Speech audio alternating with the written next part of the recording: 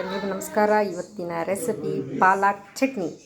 ಪಾಲಕ್ ಚಟ್ನಿಗೆ ಪಾಲಕ್ ತೊಗೊಂಡಿದ್ದೀನಿ ನೋಡಿ, ಕಪ್ಪಲ್ಲಿ ಮತ್ತು ಬೆಳ್ಳುಳ್ಳಿ, ಒಂದು ಒಗ್ಗರಣೆಗೆ ಈರುಳ್ಳಿ, ಒಂದು ಸಾಂಬಾರ್ಗಾಗಕ್ಕೆ ಮತ್ತು ಮೆಣಸಿನ್ಕಾಯಿ, ಟೊಮೊಟೊ, ಇದೆಲ್ಲ ಈಗ ಕುಕ್ಕರ್ಗೆ ಹಾಕೋಣ.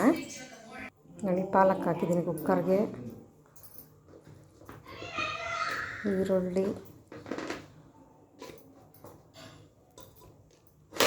ಬೆಳ್ಳುಳ್ಳಿ, ಒಂದು ಟೊಮೊಟೊ ಕಟ್ ಮಾಡಿ ಇಟ್ಕೊಂಡಿರೋದು,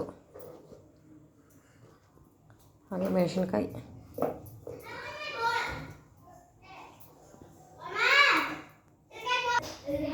ಇದು ಉಪ್ಪು ಹಾಕ್ತಾಯಿದ್ದೀನಿ ನೋಡಿ. ನಾನು ನೀರು ಹಾಕಲ್ಲ, ನೀವು ಬೇಕಾದ್ರೆ ಒಂದು ಚಿಕ್ಕ ಗ್ಲಾಸಲ್ಲಿ ನೀರು ಹಾಕ್ಕೊಳ್ಳಿ, ಯಾಕಂದರೆ ಇದು ಚಟ್ನಿ ಅಲ್ವಾ, ಚಟ್ನಿ ಥರ ಇರುತ್ತೆ.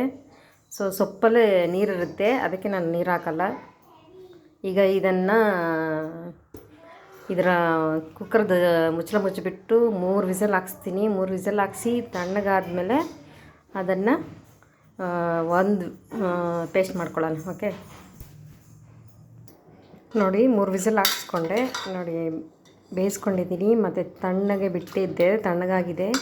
ಇವಾಗ ಮಿಕ್ಸಿಗೆ ನಾವು ತರಿಯಾಗಿ ರುಬ್ಕೊಳ್ಳೋಣ, ಇಲ್ಲಾಂದರೆ ಒಂದು ಕೋಲ್ ಇರುತ್ತಲ್ಲ, ಅದರಲ್ಲಿ ಸ್ಮ್ಯಾಶ್ ಮಾಡಿಕೊಡಿ. ನಾನೀಗ ಒಂದು ತರಿಯಾಗಿ ರುಬ್ಬಿ ತೋರಿಸ್ತೀನಿ ಹೆಂಗೆ ಅಂತ. ನೋಡಿ, ಈ ರೀತಿ ರುಬ್ಕೊಂಡಿದ್ದೀನಿ ನೋಡಿ, ಈ ಥರ ತರಿಯಾಗಿದೆ.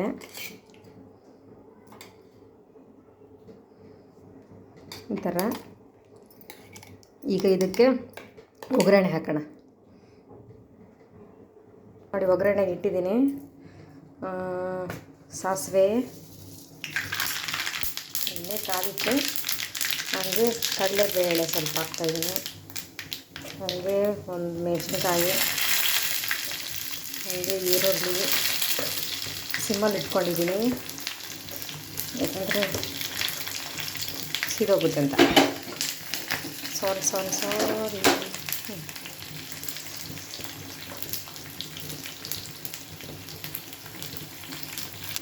ಹಾಗೆ ಕರಿಬೇವು ಹಾಕ್ತಾಯಿದ್ದೀನಿ. ಇದೆಲ್ಲ ಬ್ರೌನ್ ಕಲರ್ ಬರಲಿ. ಬ್ರೌನ್ ಕಲರ್ ಆದಮೇಲೆ ಚಟ್ನಿಗೆ ಹಾಕ್ಕೊಳ್ಳೋಣ ನೋಡಿ. ಕಲರ್ ಚೇಂಜ್ ಆಗಿದೆ, ಇದಕ್ಕೆ ಇವಾಗ ಚಟ್ನಿಗೆ ಹಾಕ್ಕೊಳ್ಳೋಣ ನೋಡಿ. ಹಾಕಿಟ್ಟಿದ್ದೀನಿ ಒಗ್ಗರಣೆ. ಇದಕ್ಕೆ ತುಂಬ ಚೆನ್ನಾಗಿರುತ್ತೆ. ಪಾಲಕ್ ಚಟ್ನಿ ರೆಡಿ ಇದೆ. ಈಗ ನೀವು ಮುದ್ದೆಗೋ, ರೈಸ್ಗೋ, ಇಲ್ಲಾಂದರೆ ಚಪಾತಿಗೆ ಹಾಕ್ಕೊಂಡ್ರೆ ಸಖತ್ತಾಗಿರುತ್ತೆ. ಇದು ಬೇಳೆ ಹಾಕಿ ಪಾಲಕ್ ಸಾಂಬಾರು ಮಾಡಿದ್ರೆ ಬೇಜಾರಾಗಿದ್ದರೆ ಈ ಥರ ಚಟ್ನಿ ಕೂಡ ಮಾಡ್ಕೊಂಡು ತಿನ್ಬೋದು. ನಾನಿವತ್ತು ಮುದ್ದೆಗೆ ಮಾಡ್ತೀನಿ, ಹಾಕಿ ತೋರಿಸ್ತೀನಿ ನೋಡಿ. ಮುದ್ದೆ ರೆಡಿ ಇದೆ. ಮುದ್ದೆ ಹಾಕ್ಕೊಂಡು ಪಾಲಕ್ ಚಟ್ನಿ ಹಾಕ್ಕೊಂಡು ಮಿಕ್ಚರ್ ಹಾಕ್ಕೊಂಡು ತಿಂತಾಯಿದ್ರೆ ಸಖತ್ತಾಗಿರುತ್ತೆ ಪಾಲಕ್ ಚಟ್ನಿ. ನನಗಂತೂ ತುಂಬ ಇಷ್ಟ. ಪಾಲಕ್ ತುಂಬ ಒಳ್ಳೆಯದು, ಐರನ್ ಕಂಟೆಂಟ್ ಜಾಸ್ತಿ ಇರುತ್ತೆ. ಮಾಡ್ತಾಯಿರಿ, ತಿಂತಾಯಿರಿ, ನೋಡ್ತಾಯಿರಿ, ಹಾಗೆ ಒಂದು ಲೈಕ್ ಕೊಡ್ತಾಯಿರಿ. Thank you.